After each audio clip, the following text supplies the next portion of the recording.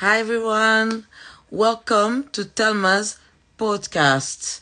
Today I have a special guest of mine. So my friend's name is Kent Faulcon. I think that's his name. Sorry, that's embarrassing. But yeah, so he is a Hollywood actor, director, yes, and I think a screenwriter. But it's going to tell us more in about 3 minutes. So you see, in London, okay, the current time is nearly 6 o'clock. But in Hollywood, in California, I believe he said, is 10 o'clock in the morning. Okay, nearly 10 o'clock in the morning. So it's going to be joining us live in about 3 minutes. So please bear with me because he said he'd never done a live before. So yes, so this podcast is really for mostly the students that teach that either GCSEs or A-level students, because when you leave secondary school, I think you think it's a bit scary because, when you leave school out there, what does the world prepare you and everything like that. So yeah, let's see how that works, like hearing people in the real world of work. So things, their interests, what they like, and what did they do to get there? Okay, so in about a couple of minutes, he's gonna join me live. And yeah, feel free to ask me questions. So some of my students, they ask me questions that don't really relevant to the person. So ask me questions relevant to my guests and what we're talking about, and know about your grades, about trips, and what else, what other questions did I have? Or whether if you have lesson on whatever day. So please don't ask me a question like that. All I want is you to interact, ask questions to those that I interview, okay, to my guests. So in about 1 minute, I'm going to have my guests joining us live. And I can't wait. I think there's some of my students here. I'm just going to wave. That's it. Okay, so I'm still going to wait 1 minute. And please bear with me. As I said, this guest of mine, he doesn't really know how to go online. So we need to help him and encourage him. And it's been a week. I haven't done any lives. So I'm back. I've been very busy at work and everything. So being a teacher, because I'm a teacher myself, the workload is not easy. Let's just be real. It's not. I wish I can tell you it is, but it's not. So it's been, I have to find ways, in a way, managing skills to manage my time and my work and the podcast I'm doing too. Okay? Let me see if I can find him. It's 6 o'clock now.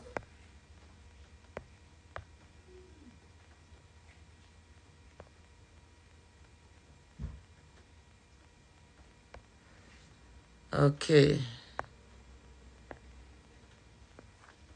Let me see.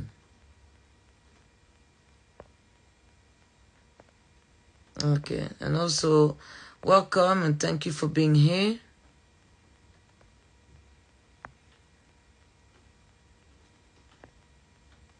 All right.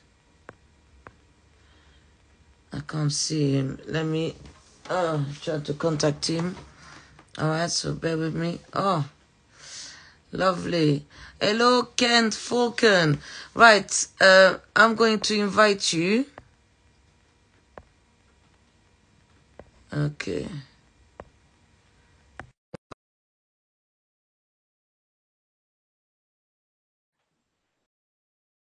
All right. Accept. All right, so let's go. Yes.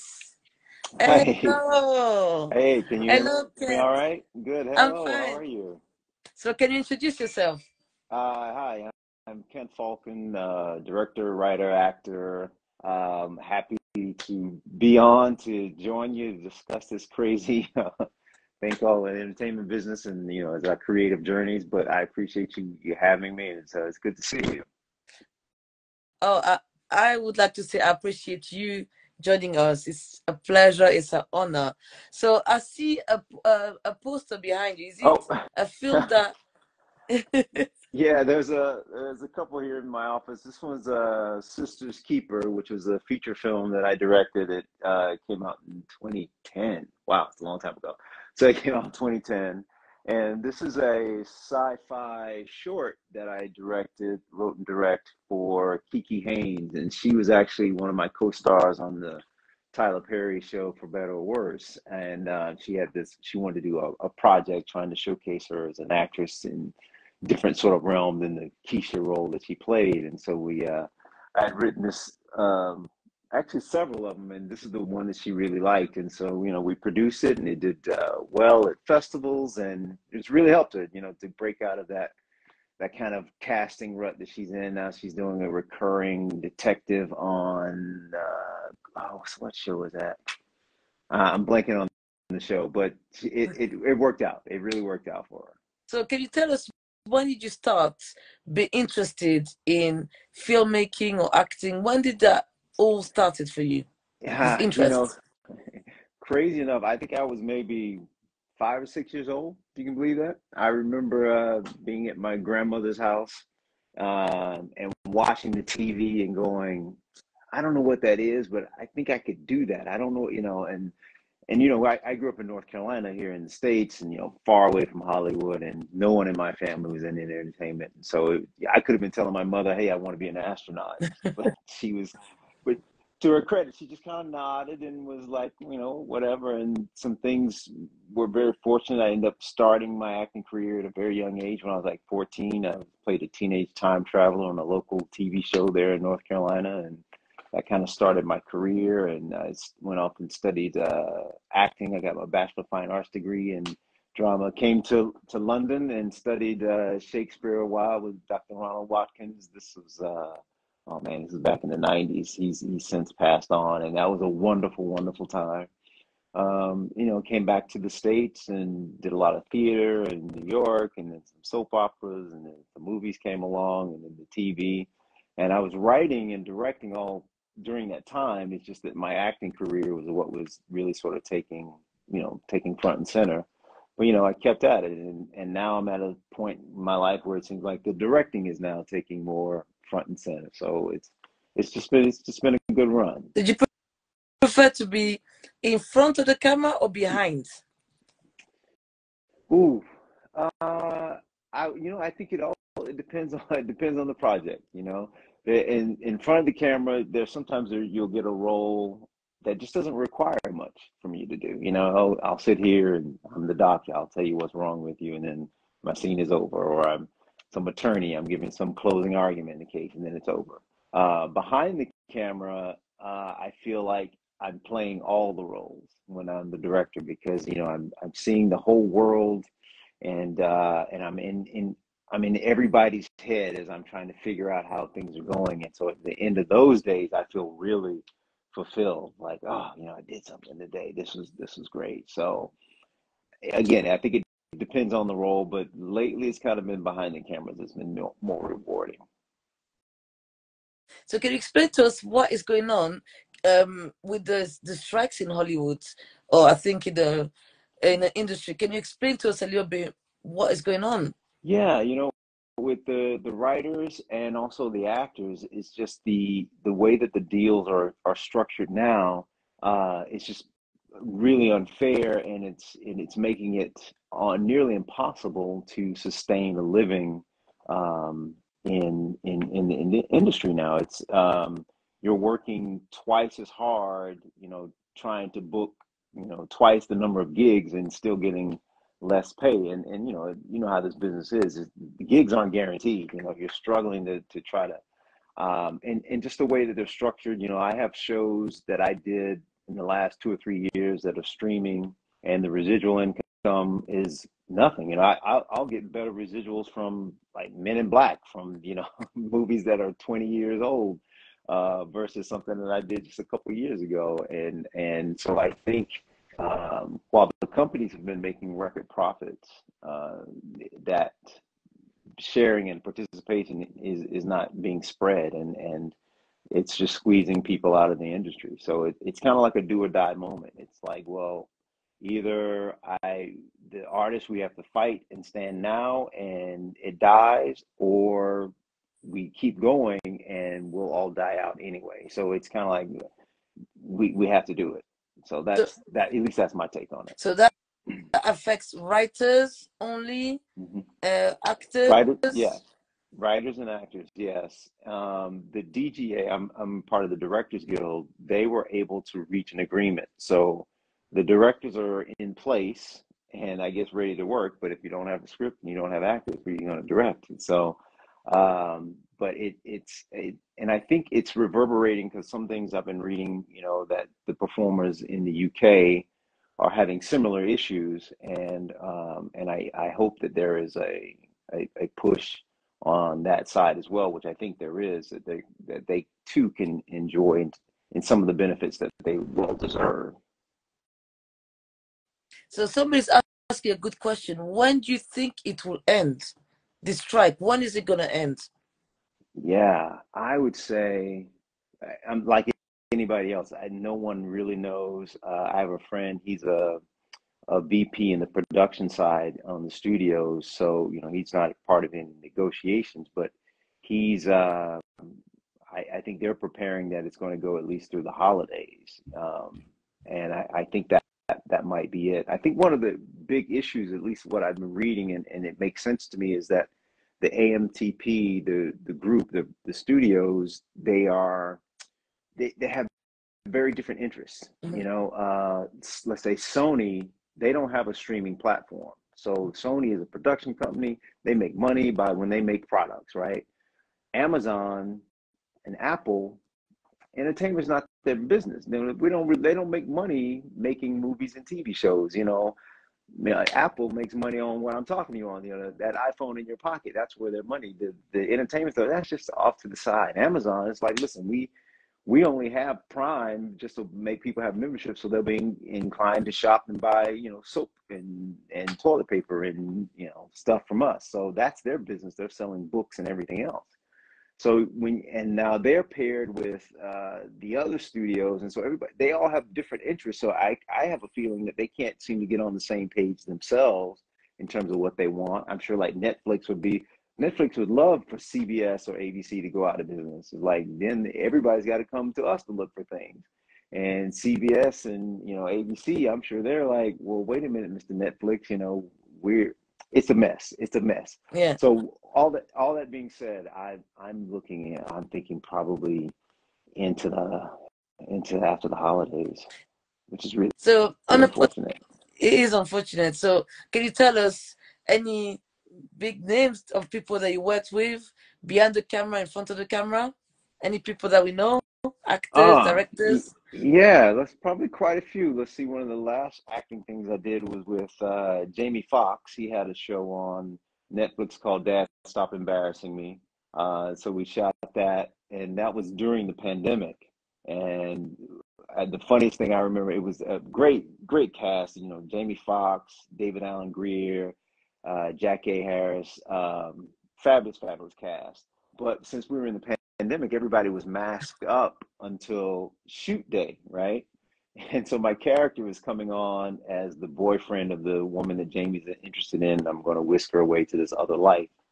And I remember when the day we came to tape, I finally got to see what my leading lady looked like. And I was like, oh, okay. I mean, your eyes were great, but now I get to see your face. So, but no, I've been fortunate to work with a number of, great people, starting way back at the beginning of my career, Will Smith and, Men in Black, and Oh, Richard Gere on Red Corner. That was a movie I did many, many years ago. Played opposite Kevin Costner in the film called Dragonfly. Annette Bening, had a small role in American Beauty, and she was just fantastic. She was such a American. pro. Yeah, yeah. I play a guy who's trying to buy a house. He's a real estate agent in the movie, and she's trying to sell us all these houses. And the most everything in my stuff gets cut, all the dialogue and stuff. But I'm still in it. But it was great working with her, and Sam Mendes, the director. I'll never forget. She is such a pro and an artist. I remember we shot the master and we had done her coverage, and then it was time to turn it around and shoot my stuff. And one of the assistant directors comes over and says, Kent, we're really sorry, but we have to sign Annette out because of her hours, or we lose her tomorrow.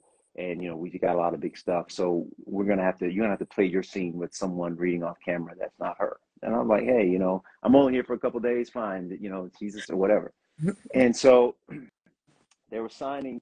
They brought the Miss Benning, the van is here to take you back to the dressing room. And she's like, well, wait, don't we have to do Kent stuff? And then they said, oh, yes, well, we have to, but you have to leave because of tomorrow. And she's like, look, sign me out and let's do the scene. So she signed out, but she stuck around to play the scene, with me. And I've always just admired her for that. And she's great artist. And I've just been blessed with a lot of people. George Clooney and Solaris, he was very generous. And I've just been really, really fortunate. Just work with a lot of good people. I don't have too many horror stories of, dealing with anybody with bad behavior. And that's one. I remember a show that me and my sister used to love, Law and Order. I saw you in one episode, and I told my sister, I said, I know this guy. My sister was Right. like, what do you mean? I said, I swear, I know this guy, and I forgot to tell your name. So obviously, then I showed the evidence. It was like, all my days. So it was a big deal for us because we live in the UK, and here you are in our living room. So what was it like to play in this iconic show? I mean, Law and Order's been going on for a long time. Yeah. So I've been on a couple of them that were really fantastic. Criminal Minds was another good one that, and listen, I've played so many detectives. I joke, I said I should get a pension at the end of this, as many cops and detectives I played. But yeah, when you're on those shows like NCIS, I did that, and CSI Miami. It's very cool to be on those environments and on those sets that you've seen so often, and thankfully everyone I've had a chance to work with in those environments have just been very welcoming and like, okay, and really concerned about the work and want to do good.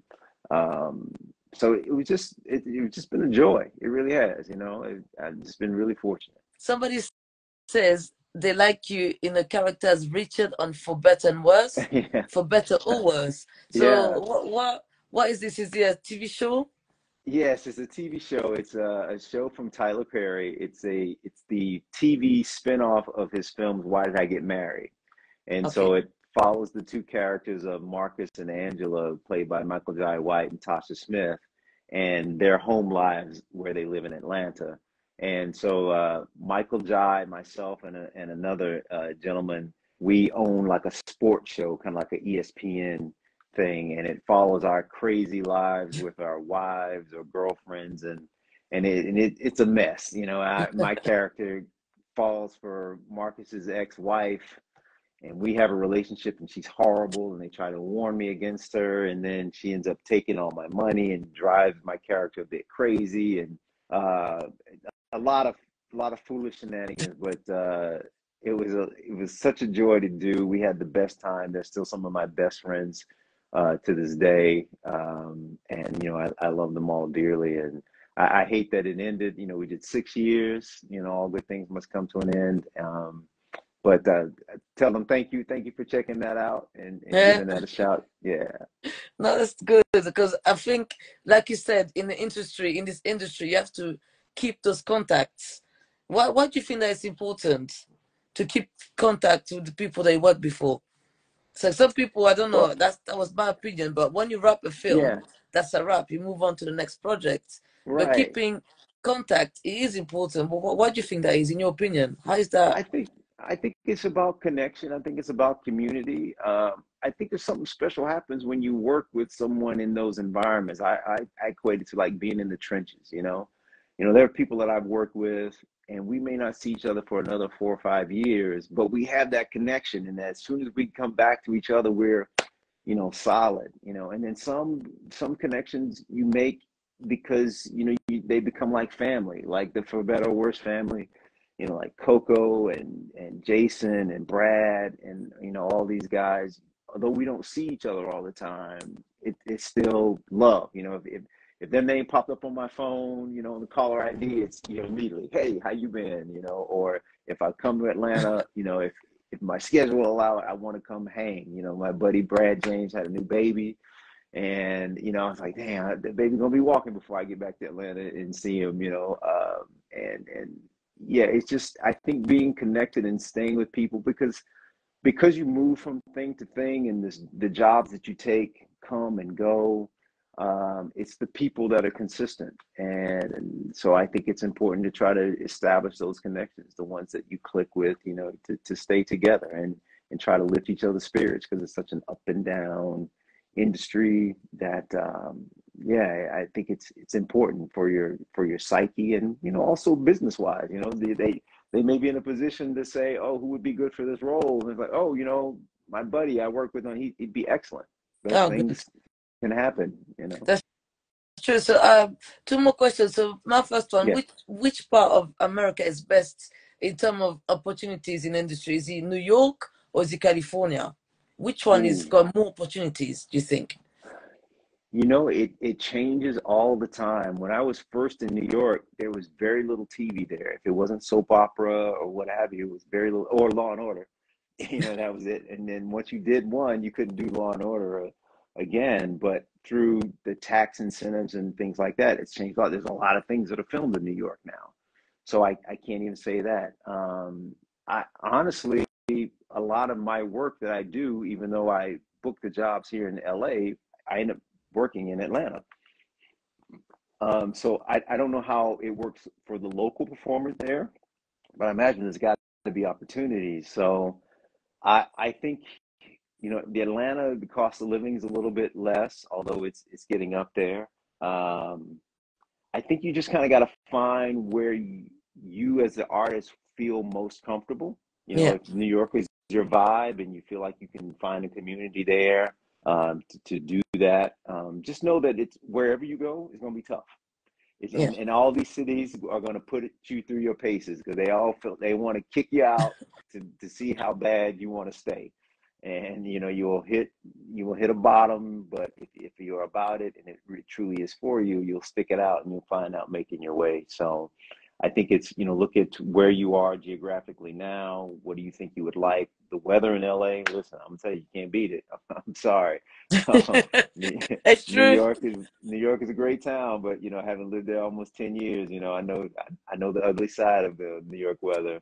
You know, Atlanta can be lovely as well. The summers can be hot and humid, but I grew up in the South, so it's the whole thing. So it's kind of like, I think out of those three, you can really, you know, maybe find your way. You just got to find your village and work within that. It's true.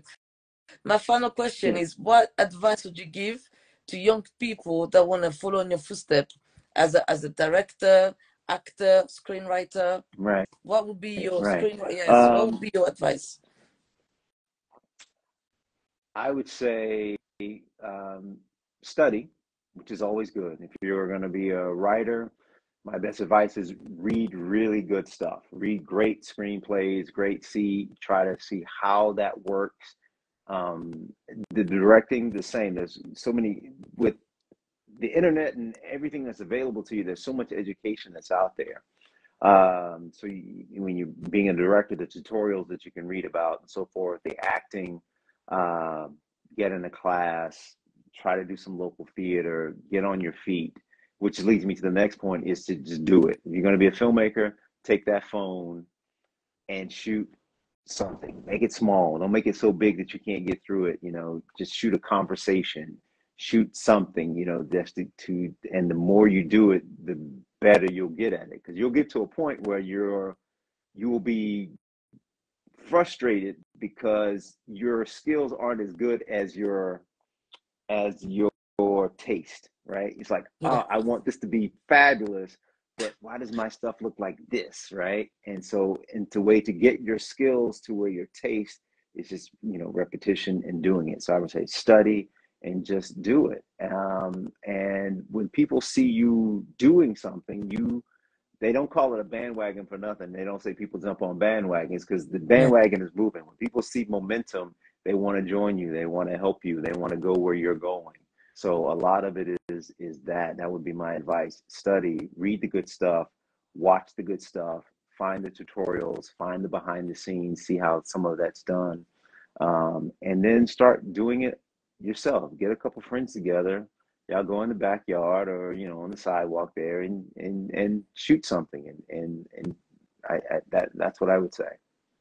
Thank you. So researching and basically just try. Even if it doesn't work first time, keep on going. Absolutely. Keep Oh, on that's doing. fantastic. Don't get Honestly, discouraged. Don't get don't be discouraged. discouraged. This industry is tough. I've been through it and I know exactly. But I want to say thank you so much for your time. So Absolutely. please send me any of your links so that I can share it as well for my students to see. But once again, thank you so much, Kent, for your time. And honestly, I wish you the best, really. Okay, thank you so much. I appreciate it, and you keep doing this great work of spreading knowledge and encouragement to the young folk. We need it. That's the next generation, and the next generation employers. So all of your students out there, when y'all start balling and hiring folks, don't forget about it, brother. Thank you so much. All right. I let you enjoy the rest of your day. Bye. Thank you. Bye.